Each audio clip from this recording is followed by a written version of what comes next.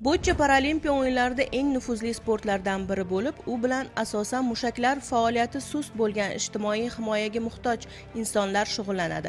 Ushbu sport turining asosiy maqsadi nogironligi bo'lgan yoshlarning jismoniy faolligini oshirish, ijtimoiy integratsiya va o'ziga bo'lgan ishonchini mustahkamlashdan iborat. Bir so'z bilan aytganda, bo'yicha nafaqat sport, balki ishtirokchilarga o'ziga xos ruh baxshida etishi bilan ham muhim ahamiyatga ega.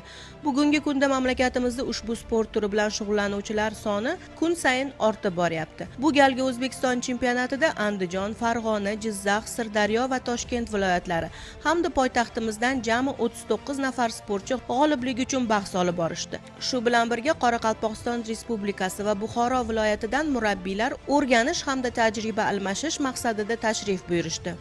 Terma jamoaga loyiq bo'lgan sportchilarimizni har bir klass turidan erkaklar va ayollar o'rtasida birinchi, ikkinchi va uchinchi tarkiblarini tanlab oldik. 2026-yilda Yaponiyaning Aichi, Nagoya shaharlarida o'tkaziladigan Para-Osiyo o'yinlari bizning hozirda asosiy ustuvor musobaqalarimiz, g'oyalarimizdan bittasi. Ana shu musobaqalarda muvaffaqiyatli ishtirok etish bizning oldimizga qo'ygan maqsadimiz.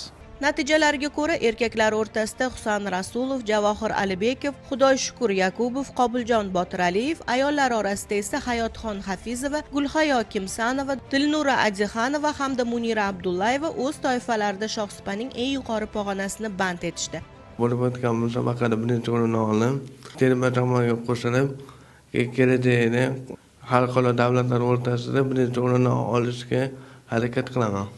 Yakunda poytaxtlik sportchilar 3 ta oltin, 4 ta kumush, 2 ta bronza medaliga ega chiqib, umumjamoa bo'yicha birinchi o'rinni qo'lga kiritishdi.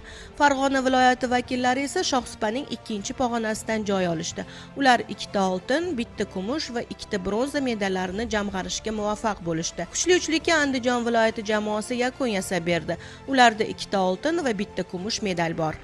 Mavzudan uzoqlashmaymiz. Mamlakat miqyosida o'tkazilgan